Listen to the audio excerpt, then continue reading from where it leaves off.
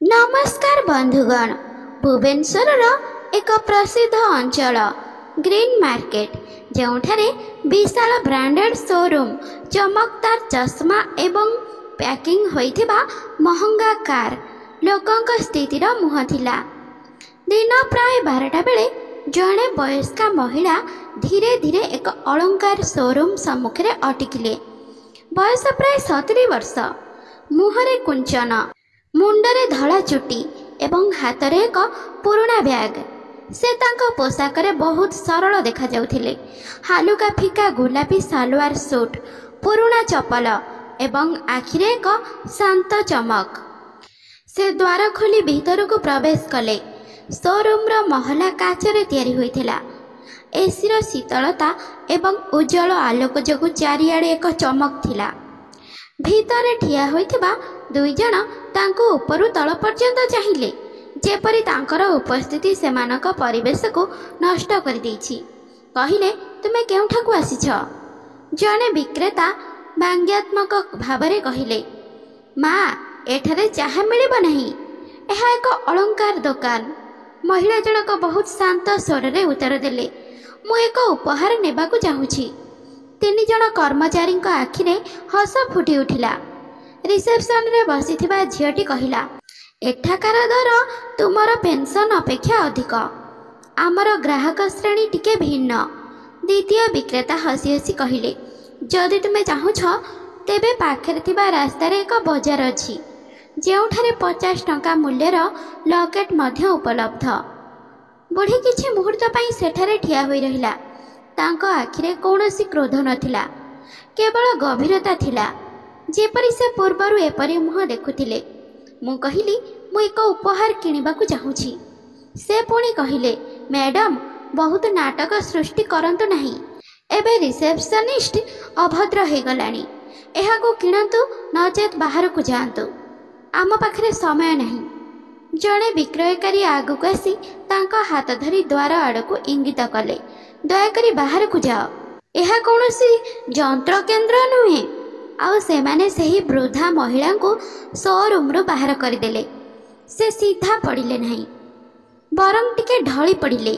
तापरे किछि न कही से तांको सार्ट को सजाड़ी शांत भावरे चली गले। भीतर थिबा 3 जण कर्मचारी एबे हसुथिले। आजिकाली भिकारी माने मध्य एसी रे आसंती। मु भाबुथिले जे आमर प्रीमियम ग्राहक माने सीसीटीवी देखि भयभीत होई पारंती। केही जानि नथिले जे सेही महिला किए एवं किछि घंटा मध्यरे से केउ रूपरे फेरिबे। संध्यार प्राय 5टा बाजी जाइथिला। सेही समान अलंकार शोरूम एबे पूर्व अपेक्षा ग्राहकंकर भीड़ अधिक थिला। काउंटर रे गहमर चमक एवं कर्मचारींकर कृत्रिम हस परिवेश को आहुरी राजकीय करुथिला।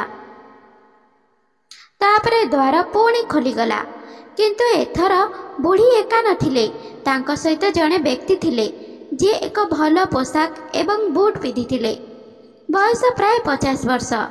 से हाथ रे बाड़ी चाबी बुलाउथिले एवं तांको पछरे 2 जण बॉडीगार्ड ठिया होइथिले।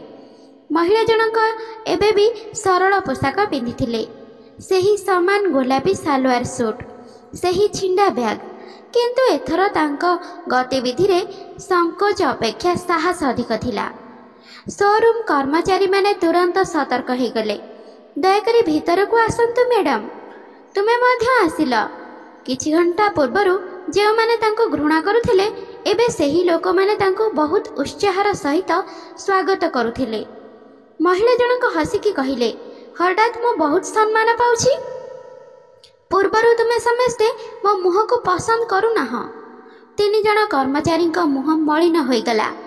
सूट एवं बूट पिंधिथिबा व्यक्ति जनक आगक आसी कहिले, मो राहुल, एही शोरूम शाखार आंचलिक निर्देशक।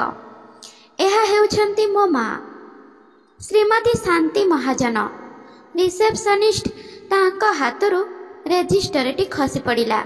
सेमानंको बाहर करि देउथबा विक्रेता एबे से तांको आखि को चिन्हि पारिले नहीं। राहुल कैमेरा आड़को इंगित कले, मु आज मो माँ को सह शोरूम परिदर्शन करने को आसीथिली। एहा एक परीक्षा थिला। मु देखिबाकू चाहुथिली ଯେ ତୁମେମାନେ ଜଣେ ସାଧାରଣ ଲୋକଙ୍କ ସହିତ କିପରି ବ୍ୟବହାର କର। ଶାନ୍ତି ଦେବୀ ତାଙ୍କୁ ଚାହିଁ କହିଲେ, ମୁଁ କାହାକୁ ନ କହି ଆଜି ମୋ ପୁଅକୁ ପରୀକ୍ଷା କରିବାକୁ କହିଥିଲି। କେବଳ ପୋଷାକ ଦେଖି କେତେ ସମ୍ମାନ ମିଳେ। ପାଖରେ ଠିଆ ହୋଇଥିବା ଗ୍ରାହକମାନେ ଆଉ ଦର୍ଶକ ନୁହନ୍ତି। ରାହୁଲ କଠୋର ସ୍ୱରରେ ଗ୍ରହଣ କଲେ। ସିସିଟିଭି କର୍ମଚାରୀଙ୍କୁ ତୁରନ୍ତ ନିଲମ୍ବିତ କରାଯିବ ଏବଂ କମ୍ପାନୀର ସମଗ୍ର ମାନବ ସମ୍ବଳ ଏହି ବ୍ୟବସାୟିକ ତାଲିମ ପାଇଁ ଦାୟୀ ରହିବେ।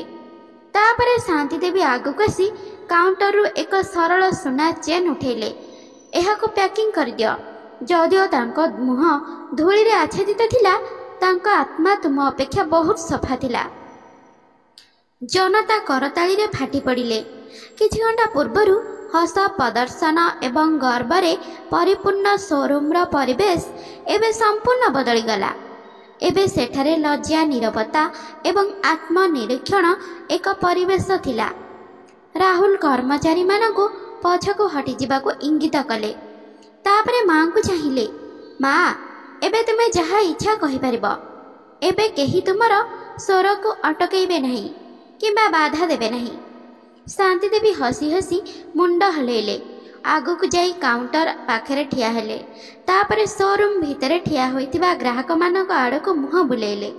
ତାଙ୍କ ମୁହଁ ଶାନ୍ତ ଥିଲା, କିନ୍ତୁ ତାଙ୍କ ସ୍ୱରରେ ବର୍ଷ ବର୍ଷର ଉଷ୍ମତା ଏବଂ ଜୀବନର ସତ୍ୟତା ଭରି ରହିଥିଲା। ମୁଁ ମୋ ଜୀବନରେ ବହୁତ ସହ୍ୟ କରିଛି। ସେ କହିଥିଲେ, ମୁଁ ଦାରିଦ୍ର୍ୟ ଦେଖିଥିଲି, ମୋତେ ଅପମାନିତ କରାଗଲା, କିନ୍ତୁ ମୁଁ ସବୁଠାରୁ ଦୁଃଖିତ ହେଲି ଯେତେବେଳେ ମୁଁ ଦେଖିଲି ଯେ ଆଜିର ଦୁନିଆ ଜଣେ ବ୍ୟକ୍ତିକୁ ତାଙ୍କ ପୋଷାକ, ତାଙ୍କ ଚାଲିଚଳନ, ତାଙ୍କ ସ୍ଥିତି ଦ୍ୱାରା ବିଚାର କରେ, ତାଙ୍କ ଆତ୍ମା ଦ୍ୱାରା ନୁହେଁ। ଯିଏ ହୁଏତ କାହାଠାରୁ କିଛି ମାଗିନଥିଲେ କିନ୍ତୁ ତଥାପି ହଇରାଣ ହେଉଥିଲେ। ପାଖରେ ଦେଖିଥିବା ଗୋଟିଏ ଝିଅ ଏବେ ଆଖିରୁ ଲୁହ ଝରାଇ କହିଲା, ମାଉସୀ, ତୁମେ ଯାହା କହିଲ ତାହା ଆମ ସମସ୍ତଙ୍କ ହୃଦୟରେ ପହଞ୍ଚିଛି। ରାହୁଲ ତାଙ୍କ ପକେଟରୁ ଏକ ଚେକ୍ ବାହାର କରି କହିଲେ, ମା, ଆଜି ଏହି ଶୋରୁମର ସମ୍ପୂର୍ଣ୍ଣ ବିକ୍ରୟ ସେହି ଏନ୍ଜିଓକୁ ଦାନ କରାଯିବ ଯେଉଁଠାରେ ଆପଣ ପିଲାମାନଙ୍କୁ ପଢ଼ାଇବାକୁ ଯାଆନ୍ତି। କାରଣ ଆଜି ଆପଣ ମୋତେ ଏକ ପଥ ଶିଖାଇଛନ୍ତି। ଜିନିଷଗୁଡ଼ିକ କିଣାଯାଇପାରିବ ତ ନାହିଁ, ସେଗୁଡ଼ିକ ରୋଜଗାର କରାଯାଇପାରିବ। ପାଖରେ ଠିଆ ହୋଇଥିବା ରିସେପସନିଷ୍ଟ, ଯିଏ ଏପର୍ଯ୍ୟନ୍ତ ସବୁକିଛି ନୀରବରେ ଶୁଣୁଥିଲେ, ଆଗକୁ ବଢ଼ି ଶାନ୍ତି ଦେବୀଙ୍କର ପାଦ ଛୁଇଁବାକୁ ଲାଗିଲେ। କ୍ଷମା କରିବେ ମ୍ୟାଡ଼ାମ, ମୁଁ ଆପଣଙ୍କୁ ଚିହ୍ନିପାରିଲି ନାହିଁ। ଶାନ୍ତି ଦେବୀ ତାଙ୍କୁ ଉଠାଇଲେ। ଭୁଲ ଚିହ୍ନିବାର ନଥିଲା ପୁଅ, ଆଖିର ଥିଲା। ଆଉ ଯଦି ଆଖି ସ୍ପଷ୍ଟ ଥାଏ ତେବେ କାହାକୁ ଅବମାନନା କରାଯାଏ ନାହିଁ। ପରଦିନ ଏହି ସମ୍ପୂର୍ଣ୍ଣ ଘଟଣାଟି ସୋସିଆଲ ମିଡ଼ିଆରେ ଭାଇରାଲ ହୋଇଗଲା। ଶୋରୁମରୁ ବାହାର କରିଦିଆଗଲା ବୃଦ୍ଧା ମହିଳାଙ୍କୁ। ପରେ ସେ ମାଲିକଙ୍କର ମା ହୋଇଥିଲେ। ଶାନ୍ତିର ପାଠ। ଏହି କ୍ଲିପ୍ଗୁଡ଼ିକ ଏହି ଶୀର୍ଷକ ସହିତ ଅନେକ ଚ୍ୟାନେଲ ଏବଂ ଫେସବୁକ୍ ପୃଷ୍ଠାରେ ଭାଇରାଲ ହୋଇଥିଲା। ଲକ୍ଷ ଲକ୍ଷ ଲୋକ ମତାମତ ଦେଇଥିଲେ ଯେ ଚିନ୍ତାଧାରା ପୋଷାକ ଅପେକ୍ଷା ବଡ଼ ହେବା ଉଚିତ। ଏହି କାହାଣୀ ପ୍ରତ୍ୟେକ ଦୋକାନ, ପ୍ରତ୍ୟେକ କାର୍ଯ୍ୟାଳୟ, ପ୍ରତ୍ୟେକ ବ୍ୟକ୍ତି ଶୁଣିବା ଉଚିତ। ତାପରେ ଶାନ୍ତି ଦେବୀ ସେହି ରାସ୍ତାରେ ପହଞ୍ଚିଲେ ଯେଉଁଠାରେ ଫୁଲ ବିକ୍ରି କରୁଥିବା ଝିଅଟି ବସିଥିଲା।